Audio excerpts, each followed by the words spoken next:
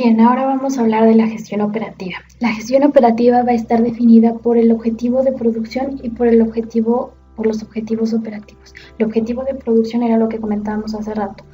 ¿Qué produzco? ¿Cuánto produzco? ¿En qué cantidad produzco? Y los objetivos operativos, bueno, pues de todos mis recursos humanos, todos mis puestos de trabajo, qué función van a realizar y cómo van a realizar de la mejor manera su trabajo para poder alcanzar estos objetivos de producción, los cuales se van a resumir en metas comerciales que se necesitan alcanzar. Habíamos visto en otras ocasiones que los objetivos se diferencian de las metas porque las metas tienen o reflejan cantidades, números como tal, que pueden ser medidos y se pueden analizar a lo largo del tiempo para saber si se alcanzaron o no con los objetivos. Estas metas comerciales van a ser según un crecimiento mensual, un crecimiento anual o un requerimiento de producción. Un crecimiento mensual o anual de producción indicaría que hay una expansión del negocio, que hay más ventas y por lo tanto se necesita producir más. Estas metas comerciales no van a ser iguales para todos, va a ser dependiendo del tipo de negocio. Y vamos a recordar que los negocios o las empresas se componen de 4 elementos importantes: los recursos materiales, los activos fijos, la distribución de la planta y el proceso de producción. Los recursos materiales se refiere justamente a estos elementos que voy a necesitar para poder desarrollar mi producto o servicio. Los activos fijos, ahorita vamos a ver de qué otras cosas me tengo que valer para poder desarrollar mi producto o servicio. La distribución de planta, que sin duda va a ser muy importante porque voy a administrar de mejor manera mi espacio físico para ordenar mis puestos de trabajo, para identificar cuál es el proceso, el proceso de producción o de ofrecimiento del servicio y que este sea mucho más ágil para justamente alcanzar los requerimientos y cumplir con los requerimientos de producción. Y como tal o en sí el proceso de producción, que tiene que ver con todos estos elementos que son pasos o etapas necesarias para poder desarrollar mi producto o servicio. Entonces vamos a analizar cada uno de estos. En cuanto a los recursos materiales, voy a identificar o diferenciar mis materias primas de los insumos. ¿Qué son las materias primas? Pues son aquellos elementos que justamente necesito para poder desarrollar mi producto. También los insumos son importantes, sin embargo hay que diferenciar uno de otro. ¿En qué sentido?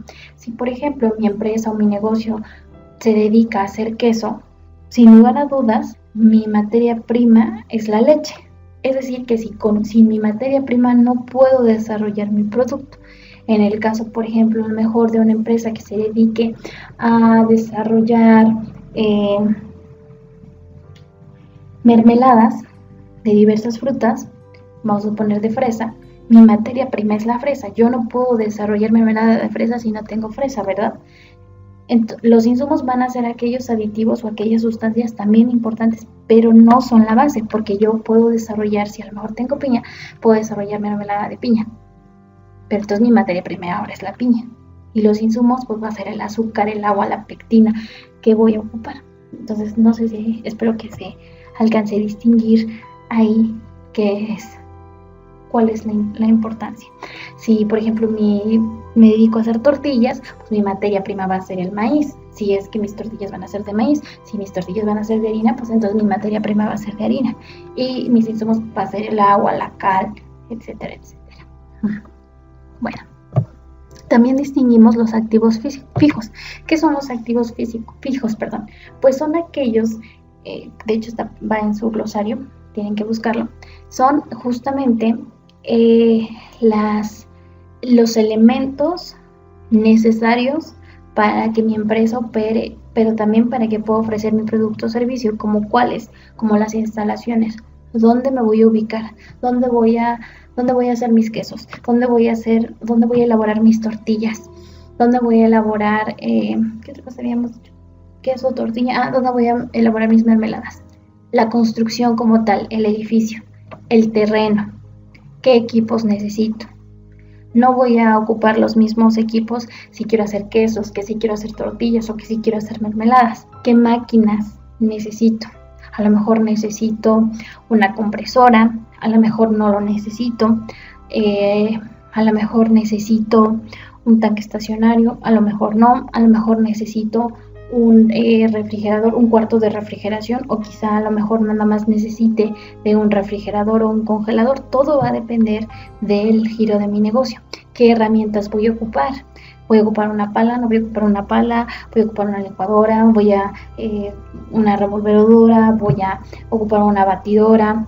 Utensilios, desde una cuchara, eso es un utensilio. ¿Qué más voy a ocupar? Una báscula, a lo mejor una manga pastelera. Todo va a depender del giro del negocio. Esos son mis activos fijos, aquellos que voy a comprar para poder desarrollar mi producto o poder brindar mi servicio, y que conforme yo vaya desarrollando o vaya produciendo o vaya pasando el tiempo, se van a ir deteriorando en algunos casos, y en otros va a ir aumentando su valor, obviamente porque el negocio crece. Luego tenemos aquí la distribución de la planta, pero vamos a analizar acá.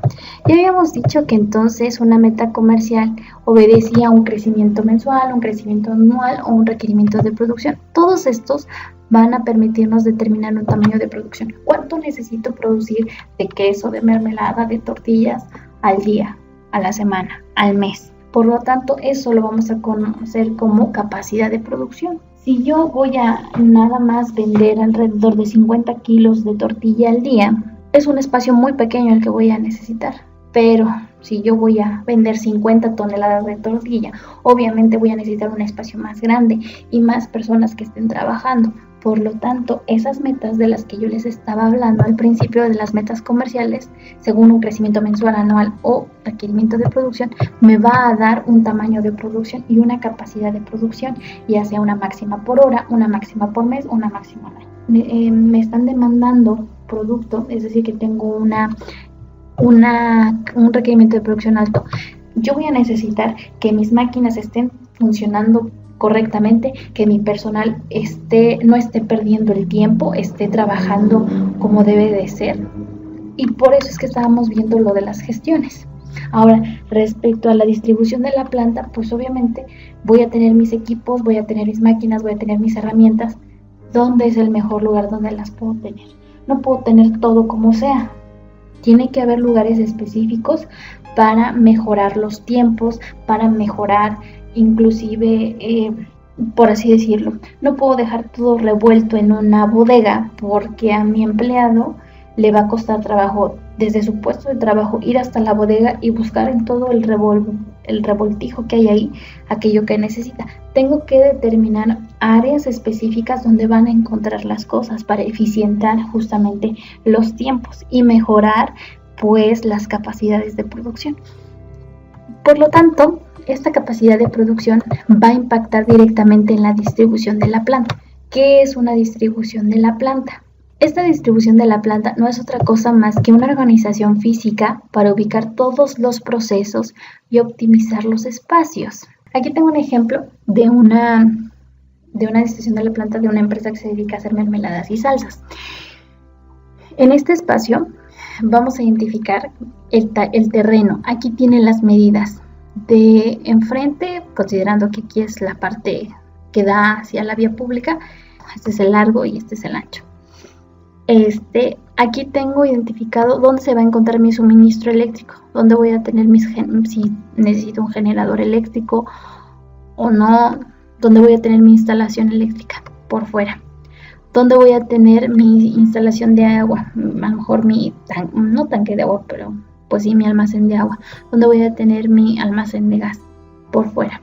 ¿Por qué? Pues porque para hacer mermeladas y salsas pues necesito agua, luz y gas, que son suministros, que es parte de lo que yo les decía. En este caso, este tipo de suministros se conocen como servicios auxiliares, porque como tal no se los come el consumidor final, pero son necesarios para poder transformar la materia prima en mi producto final que quiero vender. Bueno, aquí tenemos algunas secciones. En este espacio de frente es el centro de venta. Aquí se supone que toda la planta se encuentra en este lugar. Este es el patio trasero. Y aquí en el centro de venta pues es la fachada. Es aquí donde van a venirnos a comprar. Esto es su centro de venta, lo que da a la calle donde pueden donde se pueden vender los productos. Atrasito está el almacén de producto terminado. Este producto terminado, ¿dónde se fabrica? Pues en toda esta área. Y vamos a identificar, vamos hasta la parte trasera. Aquí hay un almacén de materia prima y suministros. Por ejemplo, les estaba comentando para hacer salsas y mermeladas. Por ejemplo, para hacer una mermelada yo necesito básicamente agua, fruta, azúcar y pectina, que es mi conservador. En este caso, pues bueno, de la avenida principal llega mi proveedor obviamente es el proveedor de agua, no, pues es de la red potable, pero sí, mi proveedor de pectina, mi proveedor de las frutas, mi proveedor de, ¿qué otra cosa? Pues a lo mejor de las botellas de mermelada, va a llegar a este espacio. Aquí voy a almacenar mi materia prima y mi suministro. Después hay una área que se llama selección de materia prima. Aquí voy a identificar de lo que me mandaron que está en buenas condiciones, que ya no sirve. A lo mejor lo estoy almacenando por mucho tiempo, ahorita no tengo producción y si no están en las condiciones adecuadas, pues se me puede echar a perder la fruta. Aquí voy a seleccionar mi materia prima, cuál es de buena calidad, cuál no. Aquí, inclusive si se dan cuenta, aquí está, aquí dice 8.5 centímetros, pero yo creo que debe ser metros, no sé. Aquí está un área delimitada, inclusive hasta con medidas.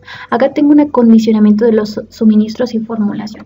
Para poder hacer mermelada de fresa, cuánto de azúcar, cuánto de pectina necesito. Para hacer una mermelada de naranja, cuánto de pectina, cuánto de azúcar. Si lo pensamos de esta manera, una naranja es más agria que una fresa, por lo tanto, la cantidad de azúcar que se va a requerir no va a ser la misma. Entonces, en este espacio tengo aquí una formulación, un espacio para la formulación de cada uno de los productos que voy a necesitar. Después voy a ir al espacio del acondicionamiento de la materia prima. ¿Qué tengo que hacer con la fruta? La tengo que moler, la tengo que picar, la tengo que licuar, la tengo que pelar, la tengo que lavar. Todo lo que se necesite hacer, o en el caso de las piñas, las tengo que cortar en rodajas, pensando en mermeladas de piña, aquí va a ser. Después voy al área de cocción. Tengo que poner a escaldar esa fruta para poder agregar después el azúcar y la pectina y hacer mi mermelada. Aquí está un espacio.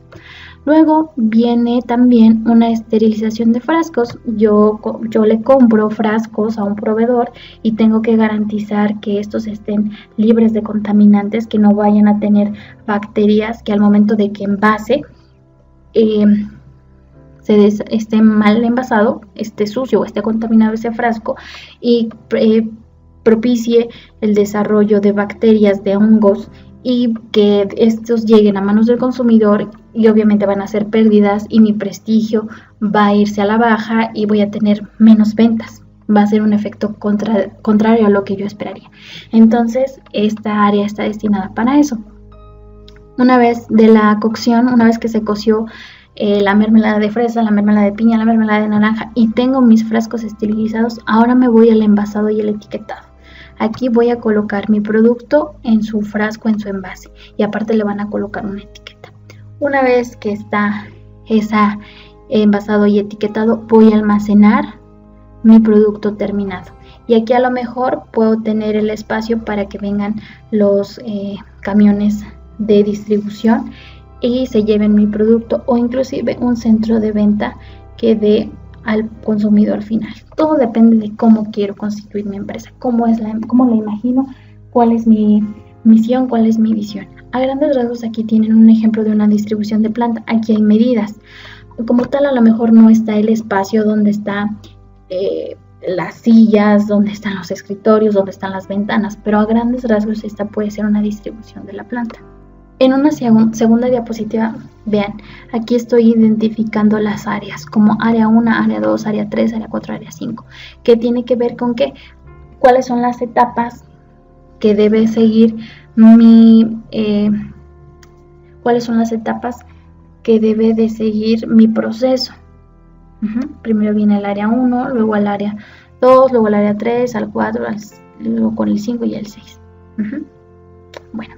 Bueno, entonces aquí decíamos que la distribución de la planta es visible gracias a un diagrama de flujo de procesos.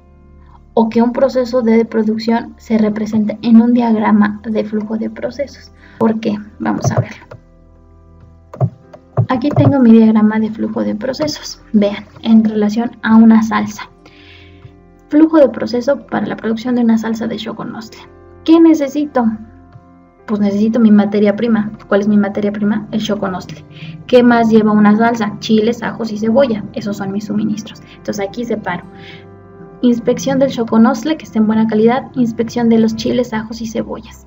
Una vez de que está mi choconostle, ya llegó mi choconostle, lo voy a pelar, lo voy a pesar, lo voy a lavar y voy a extraer las semillas y sacar la pulpa. Eso es lo que tengo que hacer con mi choconostle. En relación a los chiles, ajos y cebolla, ¿qué tengo que hacer? Pues pesar los insumos, chile, ajo, cebolla, sal. ¿Qué voy a hacer con algunos? Pues por ejemplo con el ajo, con los chiles y con el choconostle, pues los tengo que asar. Y estos asados, el chile, ajo, cebolla y chile, ajo, cebolla, los voy a picar en trozos pequeños para poderlos moler junto con el choconostle. También le tengo que incorporar agua y sal a la preparación. Voy a ir integrando la preparación y los voy a concentrar. Voy a cocinar, voy a cocer, mejor dicho, para poder eliminar el exceso de agua y que la salsa me quede espesita. Después de eso voy a elevar a cierta temperatura para matar los microorganismos posibles y voy a envasar la salsa a 70 grados centígrados para que no pierda sus características de olor, sabor, pero que también sea garantía de que es un producto limpio. Para eso necesito esterilizar unos frascos, que eran los que les decía que no los producía yo, un proveedor me los daba, pero tienen que estar limpios, y envasar a esta temperatura evitando que se puedan reproducir hongos u otro tipo de bacterias que puedan alterar mi producto. Si yo ofrezco eso en el mercado, obviamente mi reputación va a ser muy mala y nadie va a querer comprarme.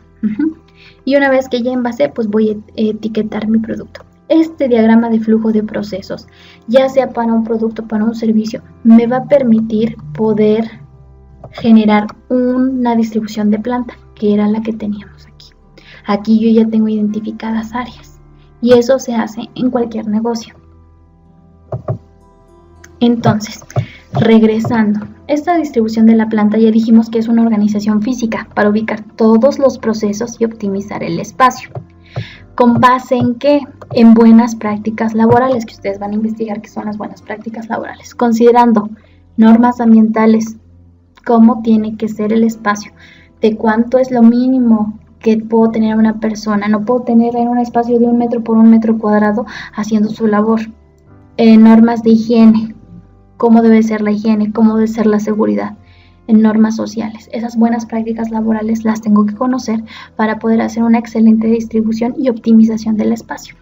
En este proceso de producción que les decía, que está representado por el diagrama de flujo de procesos, este proceso de producción es lo que va a dar la pauta para poder saber definir mis puestos de trabajo, los tiempos, distribuir los espacios y demás. Es un elemento bien importante. En este caso tengo que identificar 3 tipos de procesos: los procesos operativos, los procesos administrativos y los procesos comerciales. En el caso de los procesos operativos, incluyen todos los procesos que proporcionan el resultado para cumplir con el objeto social de la empresa. En este caso, ¿qué es? Bueno, pues si estaba refiriéndome a mermeladas o salsas, pues mi proceso operativo va enfocado en eso, en la producción de mi producto, de salsa, de queso, de mermelada. Los procesos administrativos se refieren al conjunto de funciones administrativas que buscan aprovechar al máximo cada recurso que se posee en una empresa de forma correcta, rápida y eficaz, donde sus principales funciones es la planeación, la organización, el control y la ejecución. Es decir, y en otras palabras, cómo hacer más con menos recursos, cómo producir más con menos recursos, cómo tener más ganancias invirtiendo menos. Y el proceso comercial, que su objetivo es guiar al consumidor desde que muestra interés por el producto hasta que se convierte en un cliente final de la marca. ¿Cómo voy a comercializar mi producto? ¿Cómo voy a hacer que el cliente se interese en mí y me compre? Quizás si yo le garantizo que mis productos son muy saludables, están libres de gluten, tienen muy pocas sales o son orgánicos, pues puede ser que yo me gane la confianza de los consumidores y me compren. Pero todo esto va a estar bien definido, gracias a que antes yo ya hice una segmentación del mercado, yo ya sé a qué consumidores les voy a vender y cuáles son sus necesidades y las voy a cumplir justamente. Ese es el objetivo. Entonces, todos estos procesos de producción, operativos, administrativos y comerciales, para poder cumplir con estos procesos, pues yo necesito determinar funciones. Es decir, darle una labor, un trabajo a personas concretas. Por lo tanto, mi empresa va a requerir de una estructura organizativa que está definida por niveles jerárquicos de la empresa, de acuerdo a las necesidades del personal, siguiendo un proceso de contratación. Y aquí me voy a detener. Niveles jerárquicos de una empresa. Aquí hay un ejemplo de niveles jerárquicos de una empresa. Tengo que identificar las funciones que van a tener los empleados de una empresa, desde el director de la empresa, el gerente general de la empresa. De hecho, eso pónganlo en su glosario, cuál es la diferencia entre un director de una empresa y un gerente general. Va a haber un gerente comercial, a qué se va a dedicar, un gerente de producción, va a haber supervisores de líneas de producción, va a haber un gerente de recursos humanos, un gerente de administración y de finanzas. Este es un ejemplo de niveles jerárquicos de una empresa en general. Hay algunos que funcionan, o más bien dicho, hay algunos que sí van a coincidir con lo que mi empresa necesita y algunos que puedo eliminar. Por ejemplo, en el caso de las salsas y las mermeladas que estábamos platicando, va a haber un director de la empresa que es el que va a decir, va a tener muy en claro y todas sus funciones se van a enfocar en la misión, la visión y los valores. El gerente general va a ser el encargado a lo mejor de supervisar que las estrategias empresariales se lleven a cabo, y a su vez el gerente comercial se va a enfocar únicamente en las estrategias comerciales que se estén logrando. El gerente de producción a la gestión operativa, el gerente de recursos humanos a la gestión organizativa y el gerente de administración y finanzas a la gestión administrativa. Entonces, cada uno, todas estas gestiones que estábamos analizando al principio, alguien va a estar encargado de estar supervisando que se alcancen las metas establecidas en esa gestión. Y algo más. Aquí en el gerente de producción vamos a tener supervisores de línea de producción, que son aquellos que van a estar en el puesto de trabajo verificando que en realidad los empleados estén realizando lo que les corresponde. Entonces decíamos que la estructura organizativa va a estar definida por los niveles jerárquicos de la empresa de acuerdo a las necesidades del personal. Si es, por ejemplo, una tortillería que tiene muy poca producción al día, pues a lo mejor con 4 o 5 personas es más que suficiente y nos vamos a ahorrar el puesto de dirección y gerente y demás. Eso a lo mejor se refiere a empresas grandes. Pero si, por ejemplo, ya estoy pensando en una tortillería que no vende 50 kilos de tortilla al día, sino que vende 50 toneladas, pues obviamente va a tener varias áreas y va a haber gerentes por cada una de ellas, porque una sola persona no puede estar al pendiente de todo. Entonces, dependiendo del tamaño de la empresa, pues va a haber necesidades de personal con perfiles específicos. Por ejemplo, el que va a estar operando una máquina, pues a lo mejor nos basta con que ella tenga su primaria o su secundaria o su preparatoria, no le vamos a pedir más allá. Pero a lo mejor el gerente de administración, pues vamos a necesitar que sea un licenciado en finanzas o en administración. No vamos a estar contratando a quien sea, ¿verdad? Entonces, de acuerdo a las necesidades del personal, nosotros vamos a seguir un proceso de contratación. Va a ser en 2 pasos, digámoslo así. La primera, que es el reclutamiento y selección del personal. ¿Esto para qué? Pues para atraer y seleccionar candidatos potencialmente calificados, que era lo que les decía. Dependiendo del puesto de trabajo, se va a necesitar cubrir un perfil. Por lo cual, por ejemplo, aquí tenemos un formato para identificar los puestos de trabajo de una empresa. ¿Qué áreas están disponibles? Que lo vimos en la distribución de la planta. ¿Qué cargos van a ser necesarios? ¿Cuántas personas necesitamos ahí trabajando? ¿Cómo es su contratación? ¿Permanente o temporal? permanente para siempre, temporal, ¿por cuánto? Por un mes, 2 meses o una semana. Su remuneración, su salario, ¿cuál va a ser? Va a tener comisiones por hacer más de lo que se le requiere. Y aquí tenemos otro formato para identificar los rasgos de cada puesto de trabajo. Reclutamiento y selección del personal. ¿Qué cargo de trabajo es relevante su cargo? ¿Qué perfil debe de cumplir? Primaria, secundaria, preparatoria, licenciatura, maestría, doctorado. ¿Qué conocimientos debe de tener? ¿Es necesario que tenga experiencia o no? ¿Cuáles son las actitudes como persona que nos van a favorecer? A lo mejor si voy a pensar en alguien que voy a colocarlo en el área de ventas, pues no voy a necesitar una persona que sea demasiado tímida porque no me va a vender absolutamente nada. Necesito a lo mejor una persona muy extrovertida. Entonces, esas actitudes o esas características como personas también van a contar. ¿Qué funciones va a desempeñar? ¿Cuáles son sus principales funciones? ¿Cuáles son sus funciones secundarias? ¿Qué condiciones de trabajo va a tener? En el caso a lo mejor de que sea una persona con algún tipo de limitación visual o auditiva, pues cuáles van a ser esas condiciones de trabajo. ¿Cuál va a ser mi propuesta laboral? ¿Vas a trabajar un solo turno, doble turno? ¿Vas a rolar turnos?